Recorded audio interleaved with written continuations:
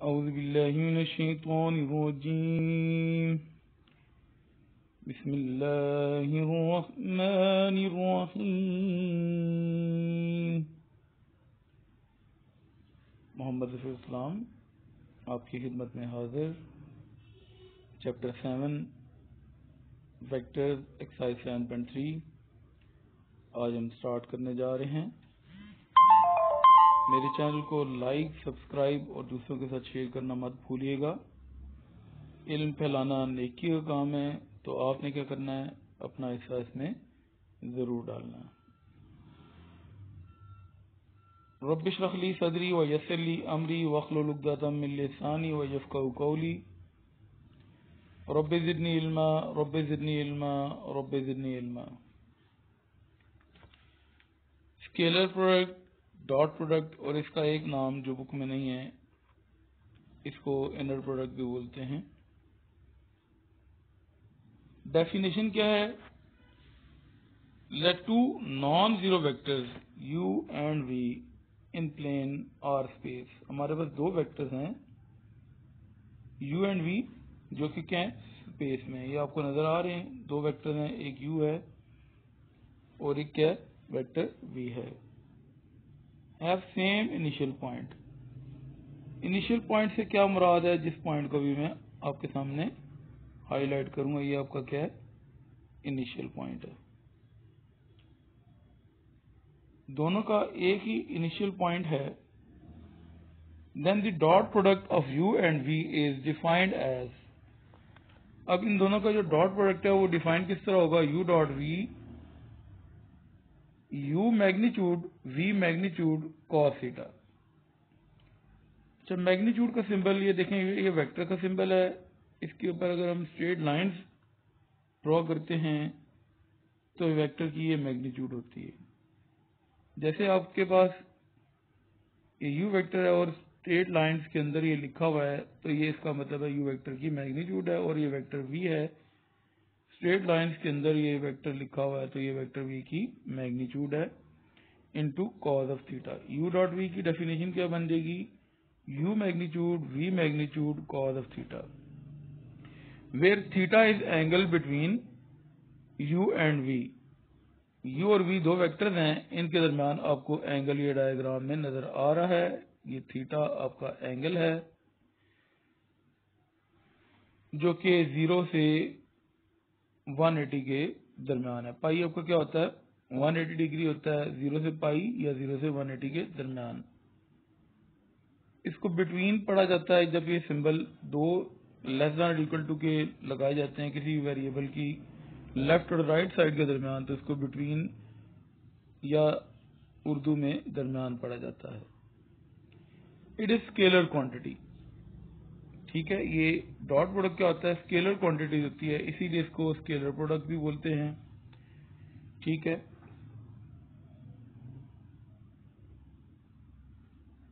Scalar product, dot product की definition क्या है? स्केलर प्रोडक्ट की डेफिनेशन तो आपको बता दी। अब इसको मैथमेटिकली किस तरह लिखा जाता है डॉट प्रोडक्ट को, वो हम जरा देख लेते हैं। हमारे पास वेक्टर है u और v। नाम u और v भी रखे जा सकते हैं, और नाम a और b भी रखे जा सकते हैं, c भी रखा जा सकता है, d वेक्टर भी नाम रखा जा सकता है। जरूरी नहीं है कि वेक्टर क्या हों, u और v हों, वेक्टर a b भी हो सकते हैं। तो हमारे पास एक वेक्टर क्या है, नाम मैंने कहा कुछ भी रखा जा सकता है। ये वेक्टर, पहला वेक्टर u है और ये वेक्टर क्या है, v है। वेक्टर ये 3 डायमेंशनल है, xi, वैसे yj और प्लस zk होता है। लेकिन क्योंकि पहला ये वेक्टर है x1i plus y1j plus z1k, पहला वेक्टर है, और दूसरा जो वेक्टर है उस वेक्टर का नाम v है, क्योंकि दूसरा वेक्टर है, इसलिए इसके कंपोनेंट्स को मैंने x2i plus y2j plus z3k मैंने क्या किया हुआ है, इसको लिखा हुआ है। तो u डॉट v किसके बराबर होगा? जैसे ये u वेक्टर की वैल्यू क्या है, x1i plus y1j plus z1k, ये वेक्टर u की वैल्यू है, और सेंटर में डॉट का सिंबल है। वेक्टर v की वैल्यू क्या थी, x2i plus y2j plus z2k। जैसे कि पहले बताया था कि पहला वेक्टर है, इसलिए x1, y1 और z1 इसके कंपोनेंट्स हैं, और जो दूसरा वेक्टर है v है, इसलिए इसके x2, y2 और z2 के कंपोनेंट्स हैं।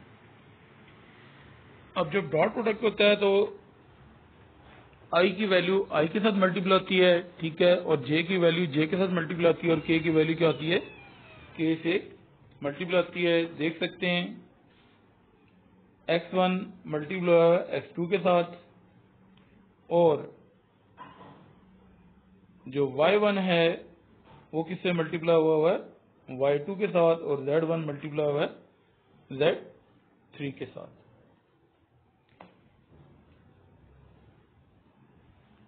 ऑर्थोगोनल या परपेंडिकुलर वेक्टर्स कौन से होते हैं? टू वेक्टर्स आर ऑर्थोगोनल और perpendicular if and only if u dot v is equal to 0।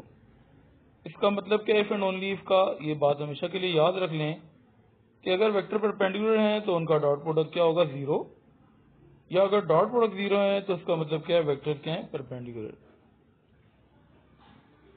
If and only if का मतलब अगर वेक्टर्स परपेंडिकुलर हैं तो डॉट प्रोडक्ट 0 है, अगर डॉट प्रोडक्ट 0 है तो वेक्टर्स क्या हैं, परपेंडिकुलर हैं। डॉट प्रोडक्ट, इनर प्रोडक्ट और स्केलर प्रोडक्ट और सेम। मैंने आपको शुरू में बताया था कि डॉट प्रोडक्ट भी कहते हैं, इनर प्रोडक्ट भी कहते हैं, और स्केलर प्रोडक्ट भी कहते हैं। i डॉट i क्योंकि 1 होता है, j डॉट j 1 होता है, k डॉट k 1 होता है, ठीक है। i dot j, j dot k dot i, ये सारे क्या हैं, 0 हैं। स्केलर प्रोडक्ट क्या है, कम्यूटेटिव है। ये एक प्रॉपर्टी क्या है, स्केलर प्रोडक्ट कम्यूटेटिव है। कम्यूटेटिव का मतलब क्या है कि अगर वेक्टर्स की पोजीशन को चेंज कर दें डॉट प्रोडक्ट पे फर्क नहीं पड़ेगा, यानी कि u डॉट v और v डॉट u आपस में बराबर है, u डॉट v और v डॉट u आपस में बराबर है, यानी कि u की पोजीशन सेकंड नंबर पे चली जाती है, और अगर v वेक्टर सेकंड पे उसकी फर्स्ट पोजीशन आ जाती है तो डॉट प्रोडक्ट में फर्क उसका नहीं पड़ता। u डॉट v क्या, u डॉट u वेक्टर का क्या होता है, मैग्नीट्यूड का स्केयर होता है। u डॉट u का स्केयर होता है, या u वेक्टर की मैग्नीट्यूड का स्केयर होता है। इसके बाद हमने cosine of angle between u and v पढ़ना है। कोसाइन ऑफ एंगल यानी कि कॉस थीटा, एंगल थीटा होता है, इसका फॉर्मूला क्या है, u dot v over u vector की magnitude divide by v vector की magnitude. u dot v divide by u vector magnitude और v वेक्टर मैग्नीट्यूड।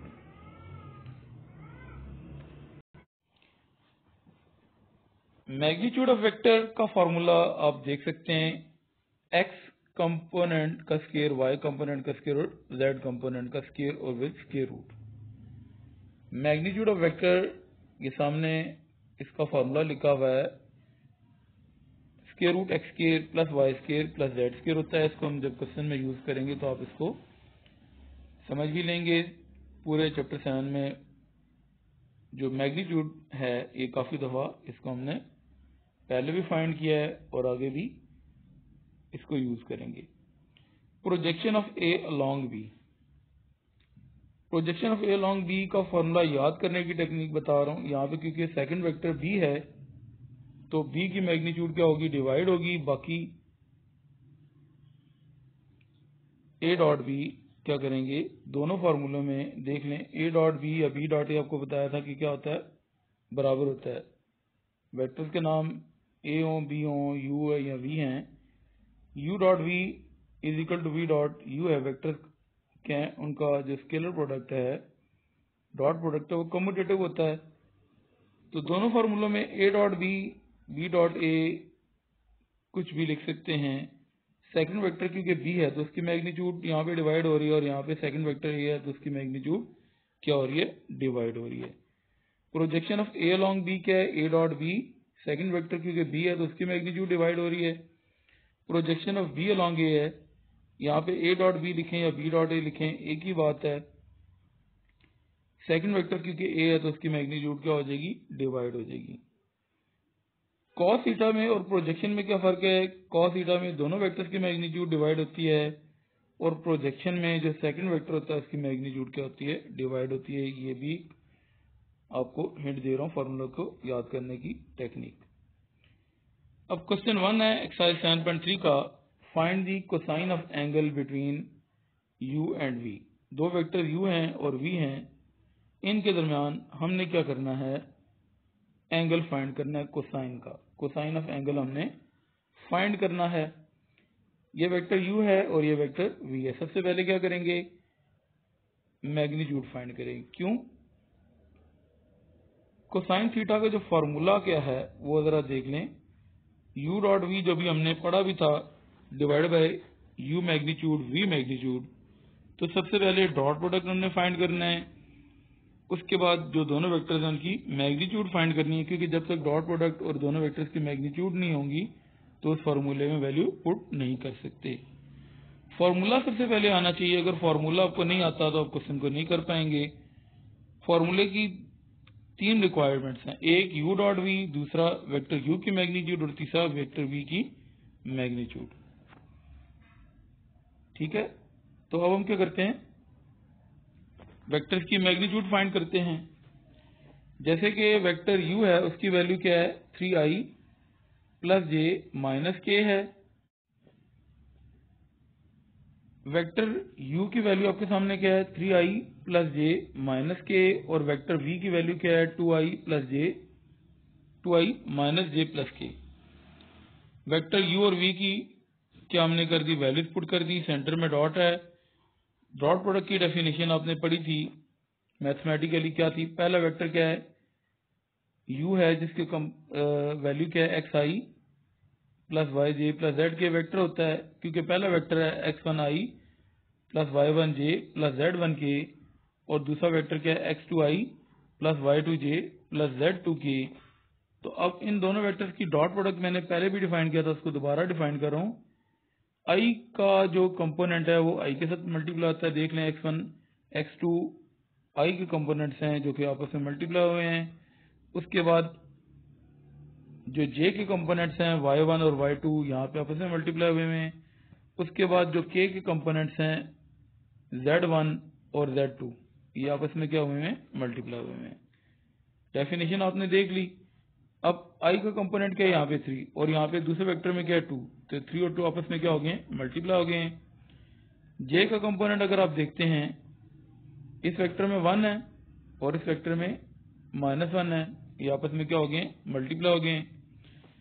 उसके बाद k वेक्टर की कंपोनेंट -1 और 1 है, ये आपस में क्या हो गए, मल्टीप्लाई हो गए। -1 और 1 आपस में मल्टीप्लाई हो गए।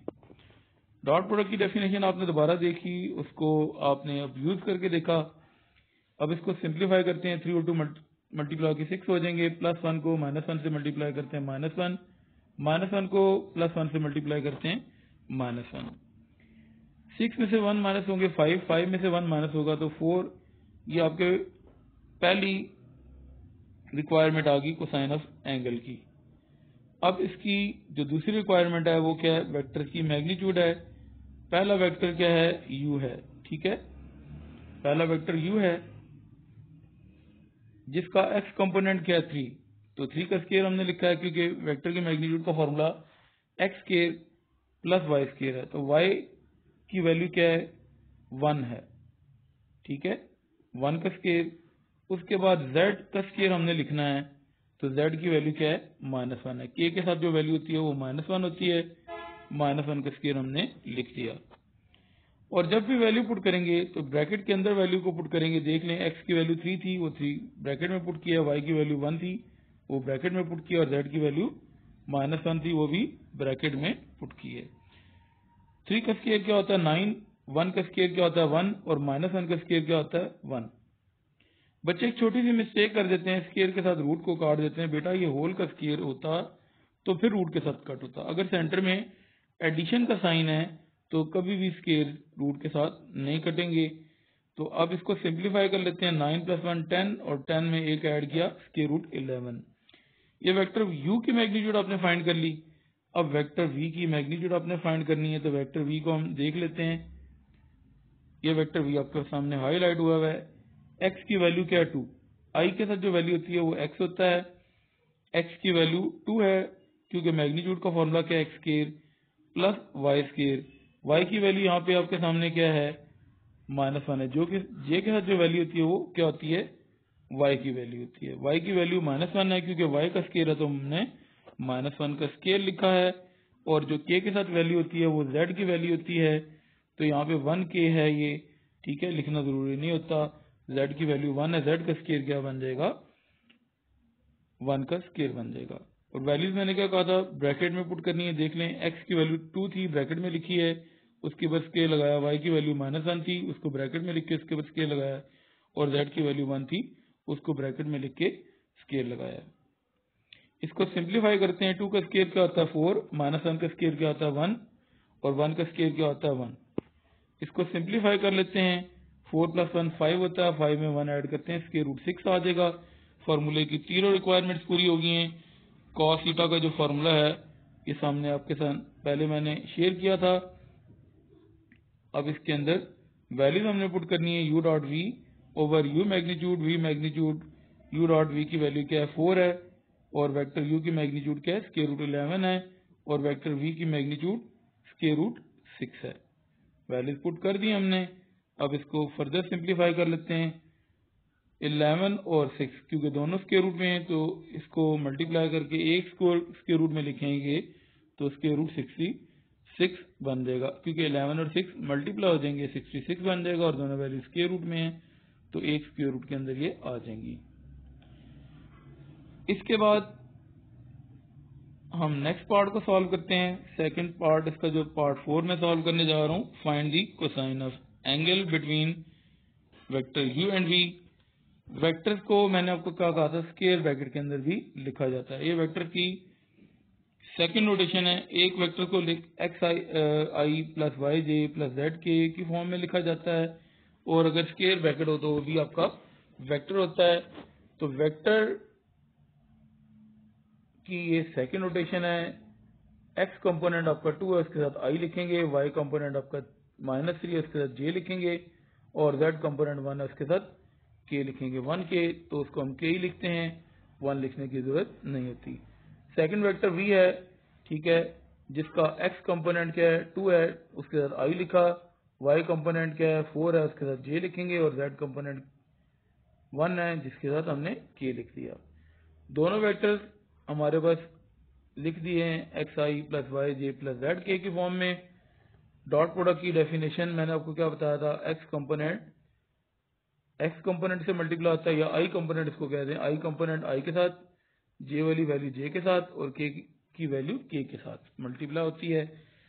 तो यहाँ पे आप देख सकते हैं, पहले वेक्टर्स को मैंने xi + yj + zk की फॉर्म में लिखा है, क्योंकि डॉट प्रोडक्ट हमने फाइंड करना है u.v। तो u की वैल्यू आपके सामने 2i - 3j + k है। वेक्टर u की वैल्यू क्या है 2i + 4j + k है। सेंटर में डॉट है। अब हम क्या करेंगे, जैसे आपको बताया था कि i का कंपोनेंट यहाँ पे 2 है, और इधर i का कंपोनेंट वो भी 2 है, तो i के कंपोनेंट i के साथ मल्टीप्लाई हो जाएंगे, और j का कंपोनेंट यहाँ पे -3 और यहाँ पे 4 है, तो ये आपस में मल्टीप्लाई हो गए। और k कंपोनेंट 1 है, और यहाँ पे 1 है, k के कंपोनेंट्स आपस में मल्टीप्लाई हो गए हैं। अब हम सिंप्लीफाई कर लेते हैं। 2 इधर क्या होते हैं 4, और 3 4 इधर क्या होते हैं 12, प्लस इंटू माइनस -12 आ जाएगा। 1 को 1 से मल्टीप्लाई करते हैं 1 आ जाएगा। इसको सिंप्लीफाई करते हैं, 4 में से 12 माइनस करते हैं -8 में 1 ऐड करते हैं -7। ये आ गई फार्मूले की पहली रिक्वायरमेंट, क्योंकि फार्मूले में u.v divided by u magnitude, v magnitude है। जिस तरह हमने कोसाइन ऑफ एंगल पहले पार्ट में फाइंड किया था, उसी तरह फाइंड करना है इस पार्ट को, क्योंकि वेक्टर्स की दूसरी नोटेशन थी, उस नोटेशन को समझाने के लिए मैंने क्वेश्चन आपको दोबारा से समझाया है। वेक्टर की मैग्नीट्यूड ऑफ फाइंड करेंगे, क्योंकि इस फार्मूले की सेकंड और थर्ड रिक्वायरमेंट हमने पूरी करनी है।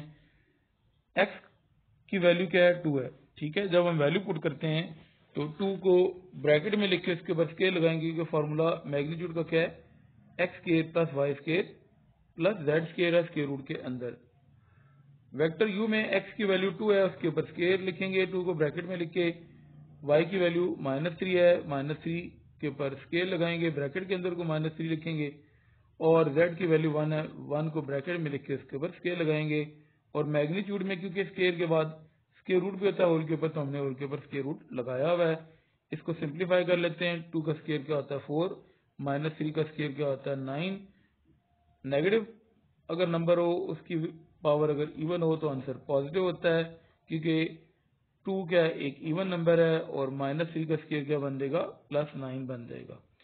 बच्चे एक छोटी सी मिस्टेक कर देते हैं, प्लस इंटू माइनस माइनस कर देते हैं बेटा, जो कि गलत है, क्योंकि हमने स्केयर को पहले ओपन करना है, और 1 का स्केयर क्या हो जाएगा 1 आ जाएगा। अब इसको सिंप्लीफाई कर लेते हैं फर्दर।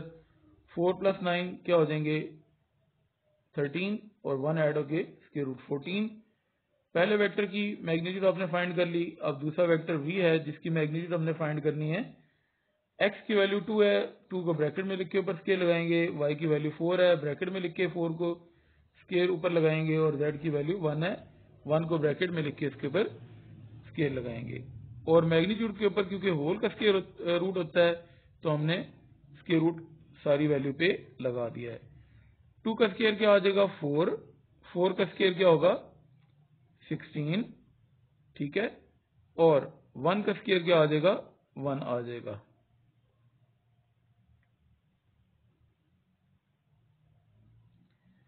सिंप्लीफाई कर लें। 4 + 16 कितना हो जाएगा 20, 20 में 1 ऐड करते हैं 21 विद स्केयर रूट। फॉर्मूले की तीनों रिक्वायरमेंट पूरी कर ली, u dot V, u magnitude और v मैग्नीट्यूड।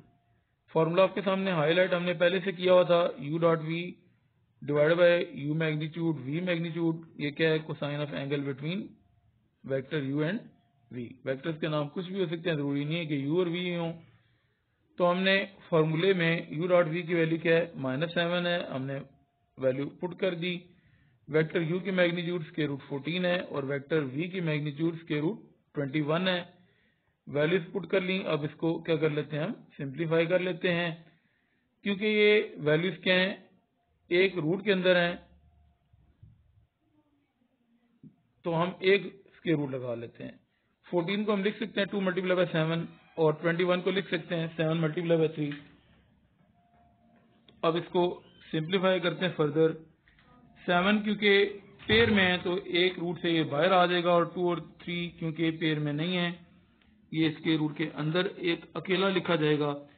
तो 7 क्योंकि पेयर है, वो इसके रूट से बाहर आ चुका है, 2 और 3 आपस में बच चुके हैं, ये इसके रूट 6 बन जाएगा। 2 और 3 मल्टीप्लाई आ जाएंगे, और 7 7 आपस में कट हो जाएंगे। तो इसका आंसर क्या आ जाएगा 1/√6 कोसाइन ऑफ एंगल का आंसर।